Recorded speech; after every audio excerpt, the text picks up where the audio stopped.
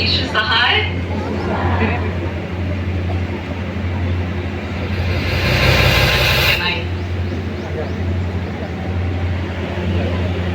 और 9 जून की शुभकामनाएं, ये शुभकामनाओं के से ज्यादा हम परमेश्वर पिता को धन्यवाद देते हैं आज के दिन के लिए।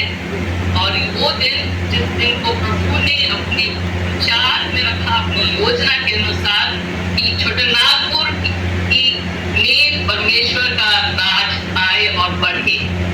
और आज से 177 वर्ष पहले प्रभु की कृपा और अनुग्रह के कारण 4 मिशनरी आए और हमारे 4 भाइयों ने, हमारे पूर्वजों ने यीशु मसीह को उद्धारकर्ता करके ग्रहण किया और बपतिस्मा लिया। ऐसे नहीं, उन्होंने दर्शन देखा उस जीवित यीशु मसीह का।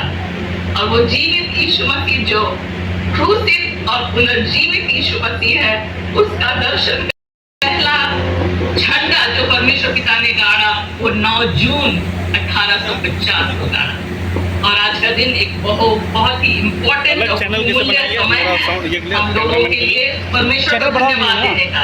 ये हमारा काम नहीं है, ये कोई मिशनरी का काम नहीं है, ये परमेश्वर का काम है, दया के कारण हुआ। और वही कारण है कि आज हम लोग इतने लोग यहाँ पर उपस्थित हो पाए हैं 16 में। ठीक है, इसी परमेश्वर के काम का एक बहुत बड़ा काम जो परमेश्वर पिता ने किया एंड नॉर्थ वेस्टर्न कॉस्मिक कलीसिया के जीवन में, और वो तो है उसने परमेश्वर पिता की आवाज को और उसकी योजना को सुनने और समझने का एक मौका दिया कि वो एक और पीढ़ी और एक और आगे जा करके जो एक और सेवकाई का काम है जो कि पुरोहितों के बीच में, पुरोहितों के द्वारा इसके लिए एक बहुत बड़ा रास्ता परमेश्वर पिता ने खोला। और वो तो है कि एक सहकर्मी होकर के परमेश्वर पिता ने महिलाओं को भी अपनी सेवकाई में जो जगह दिए हैं उसको वो परमेश्वर पिता ने ये प्रमाणित किया। तो आज का जो दिन है वो इम्पोर्टेंट दिन है। और जो पुरोहित सेवकाई है वो उसके विषय में और महिला पुरोहित सेवकाई के विषय में जो बोलने का मौका मिला है, मैं उन सब के लिए ईश्वर पिता को धन्यवाद देती हूँ और कलीसिया के अधिकारियों को और जो भी इस विशेष दिन का जो समारोह है उसका जो आयोजन करने वाले उन सब का मैं परमेश्वर आप लोगों को उनको धन्यवाद देती हूँ। उनके लिए परमेश्वर पिता का धन्यवाद देती हूँ। आप सबों के लिए जो यहाँ पर उपस्थित आए हैं सबों के लिए को धन्यवाद देती हूँ और परमेश्वर पिता को भी आप लोगों के लिए धन्यवाद देती हूँ। ऑर्डिनेशन जो है पुरोहिताई सेवा जो है ऑर्डेन्ड मिनिस्ट्री जिसको कहते हैं, वो उसका अर्थ है कि जो परमेश्वर की बुलाहट है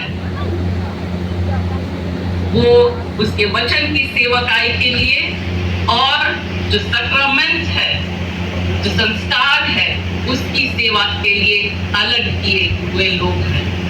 लूथरन विश्वास के अनुसार हम ये जानते हैं कि सभी लोग बुलाए हुए लोग हैं, सभी लोग प्रीस्टहुड ऑफ ऑल बिलीवर्स के नाम से जाने जाते हैं, परंतु उसी में अलग एक जगह है जो एक विशेष स्थान है जो कि पुरोहितों के लिए है, जिनका संस्कार होता है या ऑर्डिनेशन होता है एक विशेष बुलाहट के साथ, और वो है वचन का प्रचार करना। और वचन के प्रचार के द्वारा जो संस्कार का काम है, सैक्रामेंट का काम है, उस काम को व्यक्तिगत रूप से होती है लोगों के जीवन में, उसके राज की वृद्धि के लिए, उसकी सेवा के लिए जो ऑर्डिनेशन का काम होता है, ऑर्डिनेशन का संस्कार होता है, ये कलीसिया होकर के प्रभु की देन होकर के उसको स्वीकार करने के लिए एक माध्यम है।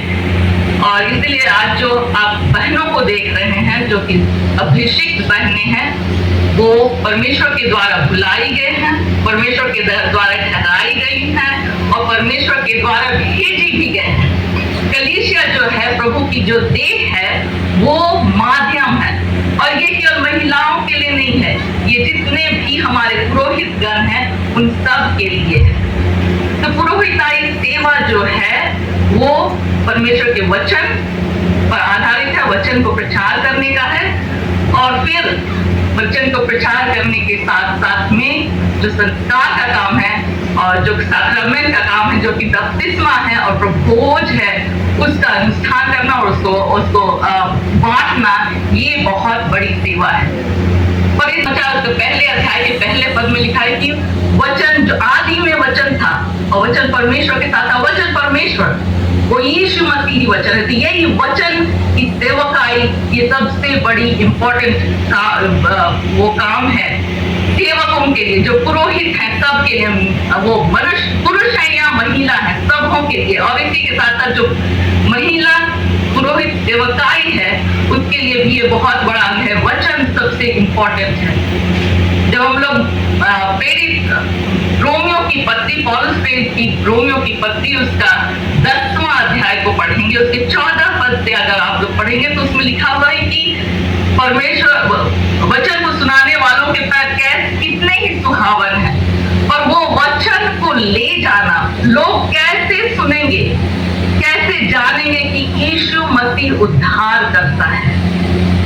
और इसलिए वचन की सेवा जो पुरोहित सेवकाई का सबसे बड़ा भाग है, यीशु मसीह का प्रचार करना। रचित सुसमाचार उसका 28 अध्याय उसका 18 से लेकर के 20 पद में यही वचन को परमेश्वर यीशु मसीह जब स्वर्ग से उठा लिए जा रहे थे तो अपने चेलों को दिए, सबों को दिए। और ये वचन हम पुरोहितों के लिए भी बहुत इंपॉर्टेंट है, क्योंकि ये वचन कहता है कि जाके तुम सब देशों में ही जातियों के लोगों को शिष्य बनाओ। अगर ग्रीक का शब्द को देखेंगे हम लोग, उसमें टाएथने है, इसका मतलब होता है जितने भी जाति हैं पूरे विश्व में 17,000 से भी ज्यादा जाति के लोग हैं जिनका अलग भाषा है, उनका अलग संस्कार है, अलग संस्कृति है, सब चीज अलग है। ऐसे 17,000 झुंड हैं, लोग हैं, पीपल, जैसा हम लोग उराव है, मुंडा है, खड़िया, संथाल है, हो है, और बहुत सारी जातियां, टूरी हैं और असुर हैं और कौरवा हैं, अलग अलग जाति है। ऐसी जाति के सब जाति के लोगों के बीच में जाओ और मेरा प्रचार करो, और जब वो विश्वास करें तो यीशु मसीह के नाम पिता और पुत्र और पवित्र आत्मा के नाम में बपतिस्मा दो। ये उन्होंने वचन के बारे में सुनाया। और ये जो है ये 3 विशेष भाग हैं जितने भी हम पुरोहित गण हैं सबके लिए, विश्व में कोई भी हो सबके लिए है वचन, सेवा और प्रचार। बहुत बार हम लोग पुरोहित लोग होकर के ये सोचते हैं, विशेष हम लोग ये सोचते हैं कि हमारे कलीसिया के अंदर ही केवल हम लोग की मंडली को सेवा देना है। नहीं, प्रभु यीशु मसीह तो सबके लिए दिए, सबकी सेवा दी। और हम जब अनुयायी हैं तो मेरा भी यही हमारे लिए भी यही अगुवाई है यीशु मसीह के द्वारा। और इसलिए मसीही और जो भी महिला पुरोहित सेवकाई है उनके लिए और पुरुष जो भी हैं पुरोहित हैं सबके लिए ये है। जब महिला पुरुष पुरोहितों की बात आती है तो एक्सपीरियंस के अनुसार हम ये भी कह सकते हैं कि प्रभु ने एक जो अलग स्वभाव हमें दिया है, माँ होकर के, बहन होकर के, वो है रिलेशनशिप का, रिश्ता का। हम लोग सहज से बात कर सकते हैं, हम लोग ऐसे जगह में आ सकते हैं जब बहुत बात हो सकता है हमारे भाई जो पुरोहित है वो नहीं जा सकते हैं, वो नहीं वैसा बात कर सकते, चाहे वो पुरुष हो या महिला हो या बच्ची हो।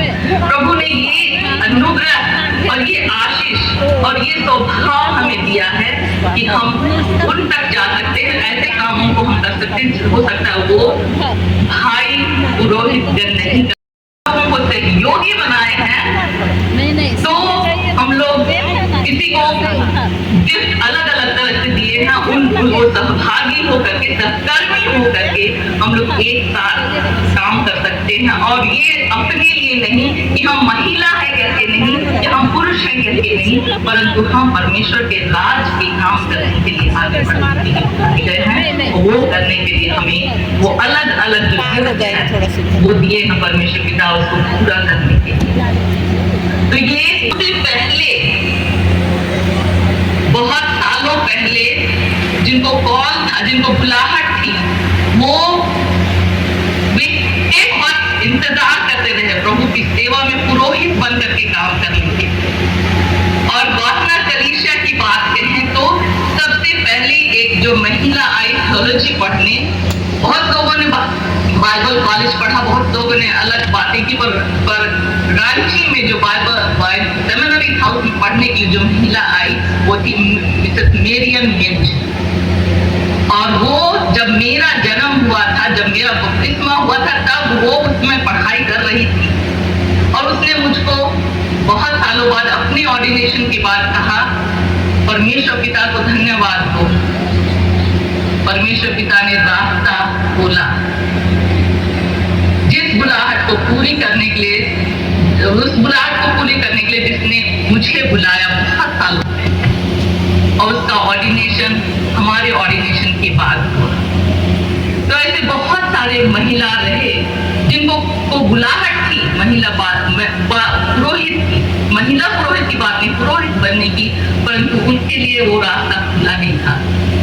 ईश्वर पिता को धन्यवाद हो कि वो बुलाहट की का को पूरा करने के लिए जो कलीसिया एक माध्यम है, उसको नॉर्थ वेस्टर्न गौतमा कलीसिया हो करके 2000 में 9 जून 2000 में ये पूरा किया गया। और अमेरिका में 1970 में, टंजानिया जो अफ्रीका में है 1990 में, इथियोपिया जहां मकाने यीशु चर्च है, सबसे वर्ल्ड का पूरा विश्व का सबसे बड़ा लूथरन चर्च है, उसमें मई 16 2000 में पहली महिला का ऑर्डिनेशन हुआ। और उसके तुरंत बाद 1 महीना के भी कम में नॉर्थ वेस्टर्न गौतमा कलीसिया इवेंजेलिकल लूथरन कलीसिया में महिलाओं का ऑर्डिनेशन हुआ।